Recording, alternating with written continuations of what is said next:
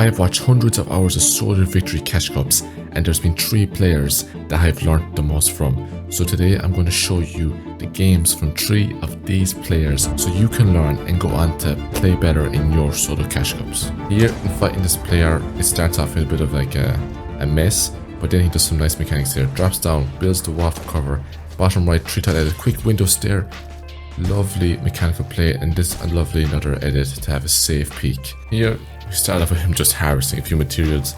This is an insane mechanic. No guys, that's not what I'm going to learn here. This next one is actually, it's not going to be what you expect. You know, usually you hear mechanics, you think trip edits and stuff like that, which you're going to improve very much from this video.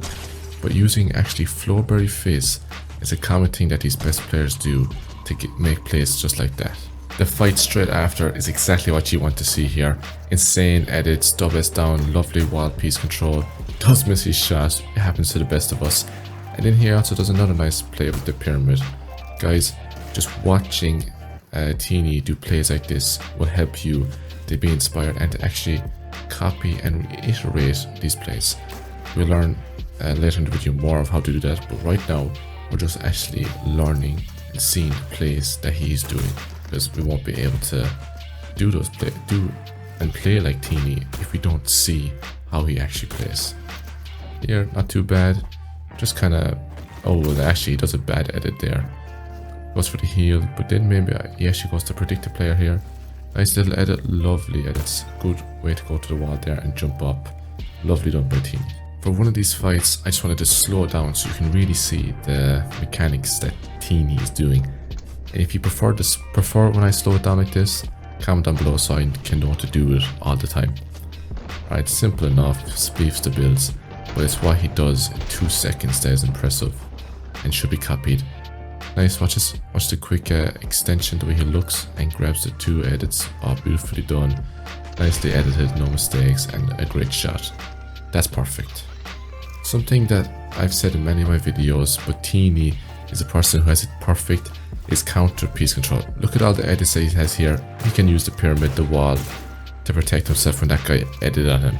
All because he understands counter piece control. Then the rest of this fight is just Teeny being aggressive, having good aim, and wrapping up the fight. The player tries to suddenly surprise Marius, but Marius gets a shot off, does a nice edit here with a good angle, and gets the kill. What I like the most about this is, when this player is dropping, he has a delay, and Marius uses that to get the early shot off, and have the advantage, and be able to easily wrap up the fight. Here, Marius already has 2 more kills, but there was nothing to learn from them, so we're looking at the 4th kill. Here he's doing a good job at keeping the pressure on a player that he knows is weak, and getting above here, he's kind of like pinching to the player for him to have nowhere to run. Really good, and uses the boost with the dash, something that players are not using these days, and it's still just as effective. Now some players don't start their games near an area with this, but if you do, you need to take advantage of it. And if you can, always try and rotate to these near the end game or beforehand, because they're so useful still. Here, for his 5th kill, I love the right hand peek that Marius takes just there on the stairs. The player can't get a shot on him, and here when he slides off there, he takes the wall. Such a sneaky smart play. And then there's not much to say. Marius is just going to wrap up this fight.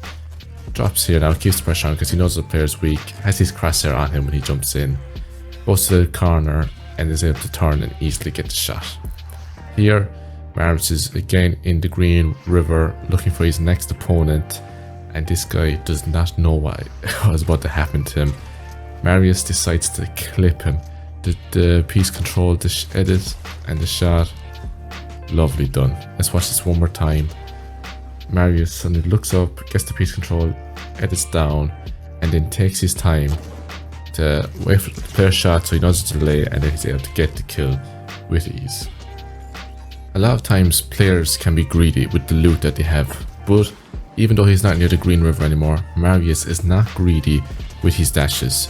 He uses them to quickly wrap up this fight, and now he has a medallion and another elimination to his name. Here, let's just watch it one more time again, using the boost with the dash ability to perfection, and not too bad. So yeah, remember, do not be greedy. Here we get to see he's using the Flowberry Fizz to get some surprise damage off of that player. And then just the pressuring that he's doing here is really, really good. Keeping his crosshair on the player, and lovely prediction there with the shot, all due to because he was ready with his crosshair placement. And something else I noticed with Marius is, if you look, he always perfectly hits the blue circles. Many players mess up in this and it slows down their fighting, but Marius does not, and allows him to keep the pressure on, and it makes him able to wrap up the fight a lot quicker. So guys, make sure to hit the blue circle. This next one is a bit of a longer clip because so much was going on. I love this what Marius does here, the pyramid up and then the sprint along the stairs and then the side jump. It's a nice way to quickly get height and surprise your player, just like that, where he got 40 damage. Now, to be fair, the player does a good job to put Marius really weak.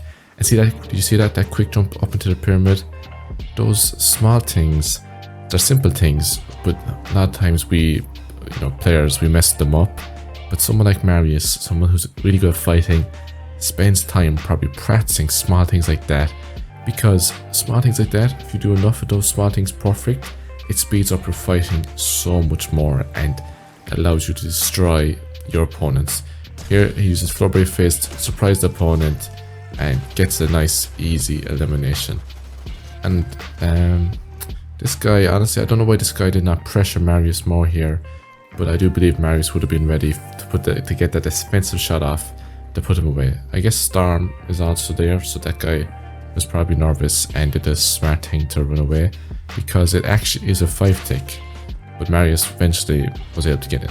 Now here, this is also another long clip because he gets so much eliminations in a short span of time. Tongue twister. Again, we see he hits the blue circles, allows him to get that elimination. Very nicely done by Marius. This is just simple, good aim. I don't think that guy was the best player, not much awareness. But yes, Marius has all these mechanics, but something he also has is great aim. So guys, don't forget to practice your aim. Here, he doesn't really need a refresh because of, all those eliminations that he got. So now he's going to look towards taking high ground. He is getting kind of sprayed by the whole lobby, but he's trying to put pressure on the guy in high ground and then uses metal, because we all know it's more reinforced and less sprayable. And there you go. He's able to get high ground by doing that very simply. Here, Marius got another 3 kills, but there was nothing to learn from them. This is actually a really nice play that he's about to do. He's simply just playing high ground here, not too bad. But this player, he gets damage off, and look at this lovely window-edit max pump. Wow. Guys, don't forget how good windows are.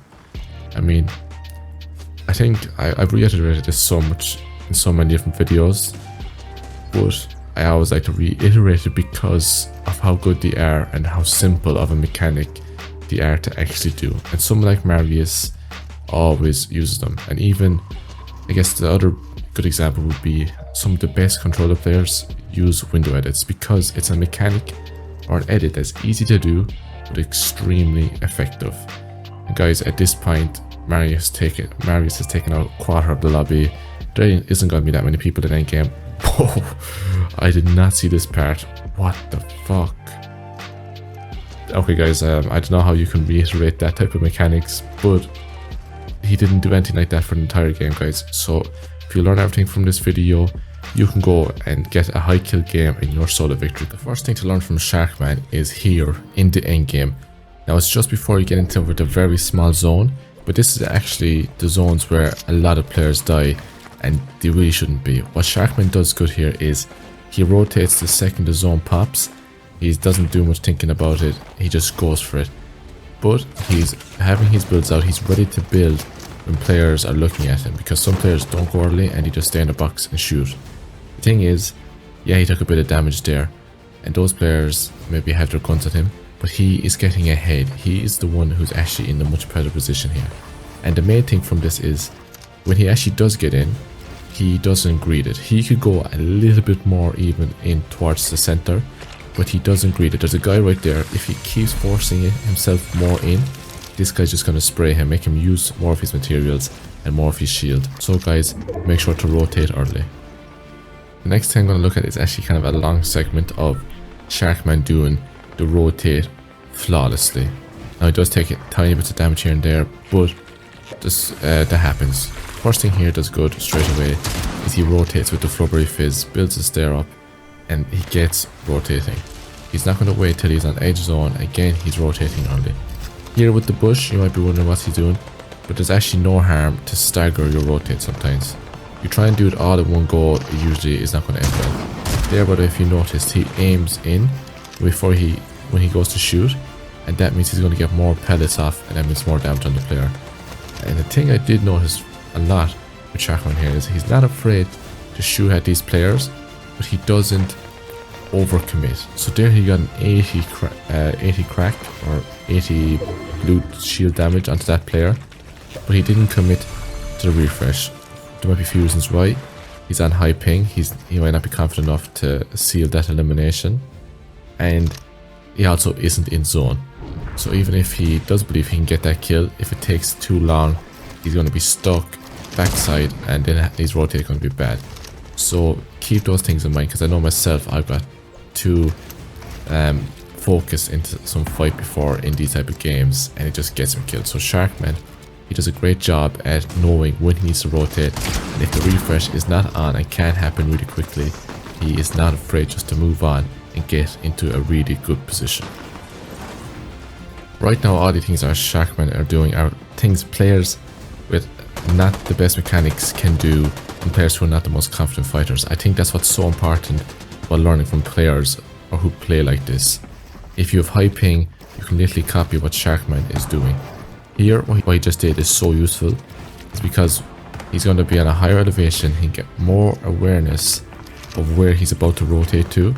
And when you use the Flurberry Fizz, you just go farther the higher you are. So he's going to build more stairs here. This is honestly one of the best ways to rotate with the Flurberry Fizz. And one thing that's crucial about this is that there was no one looking and ready to hold him. Because sometimes if you do try and rotate with Flurberry Fizz in the air, you can just get shot out and die.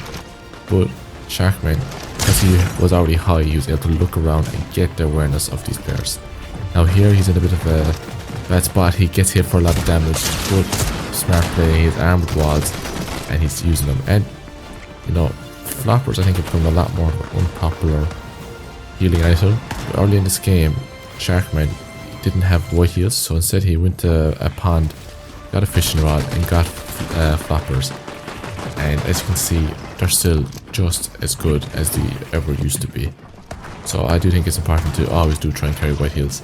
Here he's using metal, he's on edge zone, so this is going to be his final block. Now that is the only hard match he has, but it is important to use metal when you're on edge. Here Sharkman catches a player doing a very bad peek that you should never do. I mean, there's so many players that had angles on that guy.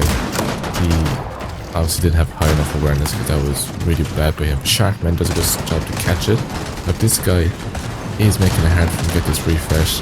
Sharkman is not afraid, just the heavy's going out ready to shoot the guy if he does edit on him. But that player did a good job to get away. Sharkman still goes to see it loot, because sometimes players do leave behind loot, and he got 50 extra metal because of that. He's a nice refresh there using Flurberry Fizz to his advantage. Tries to cover himself with walls, being protected. He's not going to try and save those small few mats. Really well done. Here what Sharkman does so well is he looks for height. He doesn't have that much meds, he does not have the win condition, so what's the only option? To look for height. When, even if you do have the good mats and good meds, you need to be looking up, because if you do have an opportunity to take height, you gotta take it, because height wins games, and especially in the type of meta that it is. With just Flurberry Fizz as the only rotation item, it's really hard for some players to go up and take height off of you. So that's what makes it so overpowered. Here he's just putting great pressure down, using the high ground to his advantage, scuffing these other players, and it's kind of making it important that he doesn't have that much white heals. So if he just keeps pressuring, he won't even let it get to a heal off, so it doesn't actually matter that he only has one flopper. Again, just keeps the pressure up. This is simple stuff, but simple stuff is what wins games. and it can easily be forgotten. Here he's just waiting to use all his mats before he has to drop down because it's safer to be in height. Looks to spray the opponent. He's just about to get in, gets the shot off, or the fella dies to Storm. Sharkman does a great job to get the win. In his third game, where he gets his second win, Sharkman does good here to get ahead up front side and spray this guy down, and again getting high ground. Sharkman, even though he's on high ping, he knows to get wins you need to look at high ground. The fella, I don't know if he runs out of mats or for whatever reason, he eventually drops down, and Sharkman is now on high ground and ready to win. Again, just like the last game, here Sharkman doesn't even have a kill, but he's in the position to win this game because of how well he's rotated. Like we saw in the last game, he's really good awareness and smart plays when it comes to rotating. Now here, he's finally took height. He's doing what he knows best, just spraying down, keeping the pressure on so these players run out of heals and scuff each other. It's now a 1v1. Sharkman doesn't plan to let this go to heal off. He drops down on the player and gets his second win. Guys, Sharkman is honestly one of the best players I've ever seen to play on high ping. Just watching him, I can tell the reasons for his rotates or what he does is all on purpose and all a part of his smart strategy. Because if you start copying this, I can guarantee you, you're increasing your chances to win in the Solo Victory Cups. If this video helps you, please subscribe, and maybe this video will also help. Thanks for watching, and goodbye.